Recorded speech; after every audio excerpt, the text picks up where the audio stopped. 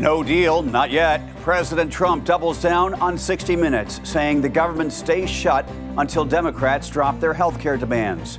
Plus, flyers, brace yourselves. The shutdown continues to hit the skies. Flight delays mounting, and a warning, it's only going to get worse. And stand down.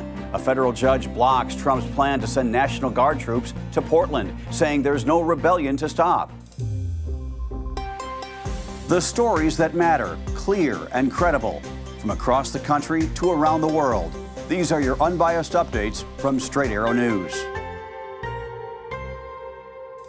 Good morning, I'm Craig DeGrelli. We begin this morning with the government shutdown, now on track to become the longest in American history by Wednesday. President Trump is digging in, telling CBS's 60 Minutes he won't reopen the government until Democrats drop their plan to include health care funding in the spending bill. Obamacare is terrible. It's bad health care at far too high a price. We should fix that. We should fix it. And we can fix it with the Democrats. All they have to do is let the country open and we'll fix it. They have to let the country open and I'll sit down with the Democrats and we'll fix it.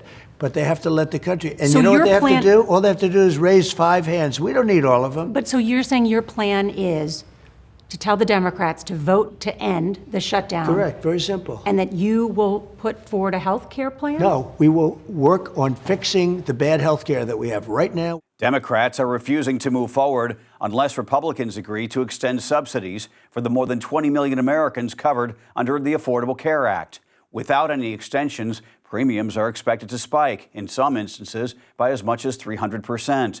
Trump acknowledged he's helped end shutdowns before, including the record 35-day standoff during his first term, but says this time he's not giving in.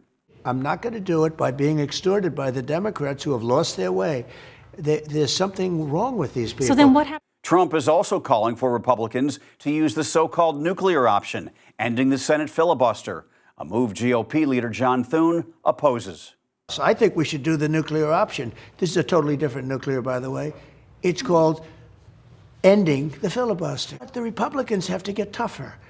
If we end the filibuster, we can do exactly what we want. We're not going to lose power. Even so, Trump says Democrats will eventually have to give in and vote to reopen the government without a health care deal. Right now, thousands of federal workers are still on the job without pay, and 42 million Americans relying on SNAP benefits, formerly food stamps, are caught in the middle. A federal judge has ordered the Agriculture Department to keep distributing those food aid funds. The judge gave the administration until noon today to explain how they plan to comply. Same topic, long lines, packed terminals, and flight boards filled with delays. The ripple effects of the government shutdown are spreading through America's airports. With air traffic controllers now missing more than a month of pay, the system is straining under the pressure. At major hubs from Los Angeles to Dallas, staffing shortages are forcing ground holds and slower departures. And it's just the beginning. I think the real consequence is what kind of rolling delays do you have throughout the system, right? We've seen problems at LA, in Dallas, in DC, Boston, Atlanta. And so I think it's only going to get worse. Now, we have controllers who, some of them are new controllers. We have trainee controllers who are very helpful in the tower. They don't make a lot of money. And they're now confronted. They haven't had a paycheck for over a month. They're confronted with a decision. Do I put food on my kid's table? Do I put gas in the car? Do I pay my rent?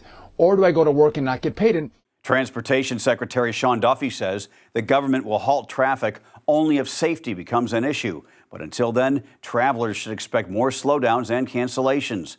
The shutdown, now in its 5th week with no sign of relief as the holiday travel season fast approaches.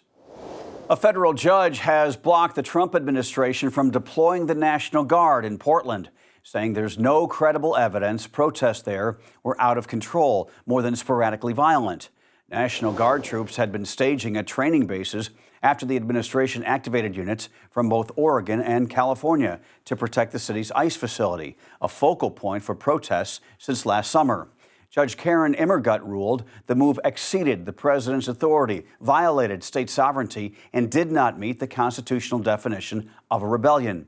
Similar Guard deployments to cities like Los Angeles and Chicago have also faced resistance from local officials and sparked court challenges.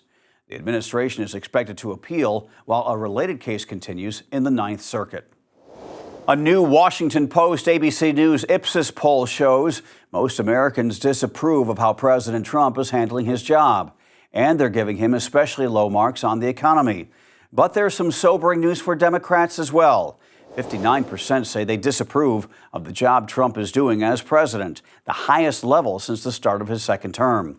On the economy, 62% give him poor marks, and 65% of those polled disapprove of his tariffs on imported goods. The poll also finds 64% of Americans believe Trump is going too far in trying to expand the power of the presidency, reflecting unease with his use of executive orders and sweeping policy changes. But Democrats are not benefiting much from that dissatisfaction. 68% of voters say the Democratic Party is out of touch with most Americans, slightly higher than those who say the same of Trump or the GOP. With the 2026 midterms a year away, the poll suggests voters are frustrated with both parties and skeptical that Washington is listening. The survey was conducted October 24th through the 28th among more than 2,700 adults. Searchers have now found a monkey that escaped after last week's highway crash in Mississippi, but not the way anyone hoped. A Heidelberg woman says she shot and killed the animal early Sunday after spotting it in her yard. She told the Associated Press she feared for her 5 children's safety after hearing warnings the monkeys might carry disease. The Jasper County Sheriff's Office confirmed one monkey was found dead on private property. Wildlife officials have taken it in for testing. The animal's rhesus macaques, used in medical research, were being moved when a truck overturned on I-59 last week, killing most of the 21 on board. 3 had escaped. Tulane University says the monkeys were not infected and had recently tested pathogen-free, but officials described them as aggressive and said they still needed to be contained. Finally this morning, is there anything artificial intelligence can't do? Meet Zanaya Monet. She's made history as the first AI artist ever to chart on Billboard's radio rankings. Her songs, Let Go, Let God, and How Was I Supposed to Know, have gained enough airplay to land her a multi-million-dollar record deal with Hallwood Media.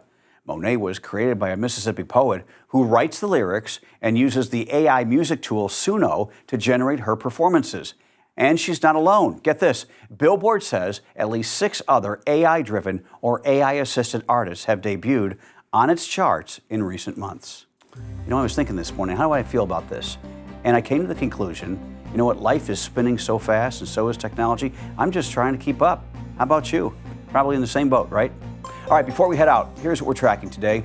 In Nashville this morning, Kilmar Abrego Garcia will appear in court for a hearing in his criminal trafficking case. At noon, the Trump administration must tell a federal judge whether it will use contingency funds or other available moves to ensure November's SNAP food benefits go out on time. At 3, Fed Governor Lisa Cook lays out her outlook for the economy and interest rates at the Brookings Institute. Headlines that travel well from the break room to brunch. Sign up for our Unbiased Updates newsletter, san.com/newsletters. We're the fastest, fairest 8 minutes in news. Tell your friends about us. Watch us on san.com or on our app or stream us on Spotify. Those are your Unbiased Updates for this Monday. We'll see you back here tomorrow. For all of us here at Straight Arrow News, I'm Craig DeGrelli. Have a great day.